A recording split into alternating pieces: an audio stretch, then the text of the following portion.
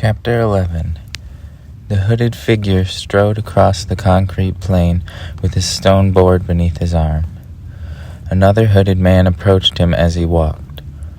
"Can I be of some assistance, Marcus?" he hissed. "Please allow me to aid in your plan." "Do not speak to me, Malik," Marcus said. "You will only inject failure into my plan. It will remain pure as I accomplish it alone." "As you wish," he said. "When you fall, I will take your place." Marcus continued to the stairs and descended in attention from the hindrance. The stairs continued into the abyss ahead. However, partway down the stairs, carved into the stairs, was a platform for a passage to enter under the massive concrete plane above. Marcus laid down his board and rode it into the corridor. He reached a massive slab door. A slope descended but a foot into the ground over the length of 20 feet. At the end was a circular depression in the ground. He came to a rest, floating over the circle on his board. The circle rose flush with the rest of the floor of the corridor. The slab door dropped slowly into the floor with the sound of sliding stone. He sighed. He entered the torch-lit corridor and took it to the end. The torches ended, and one could see the profile of an archway, apparently the entrance to a room, but a room not lit by torches. Marcus entered on his board. Suddenly, the board provided a red glow, which illuminated the room ever so slightly, enough to see that it was rather large. He stepped off his board in order to shine the light in the forward direction.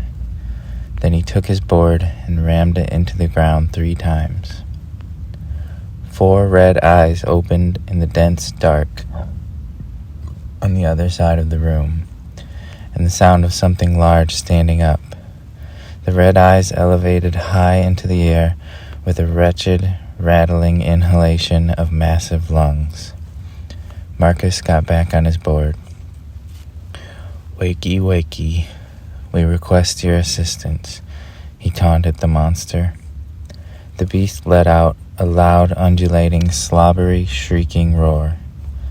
The fight commenced.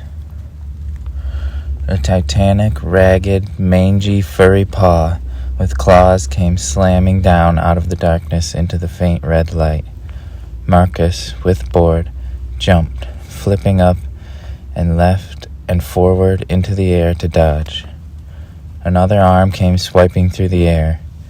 He planted, backflipped over the arm, now high in the air, shoved his board out to his hands and slung it like a massive frisbee at the beast. He connected with the stone board to the head, which did some damage, and yanked the board back under his feet. The beast was not happy with this. He barreled forward out of the dark into Marcus, slamming him against the dungeon wall. Marcus, hurt, slid on between the legs of the monster. They circled each other in the red light, both breathing heavily. The 4-eyed creature lunged at Marcus, going for a bear hug, where he could pop his little shadow head like a pea pod if he got a hold of him.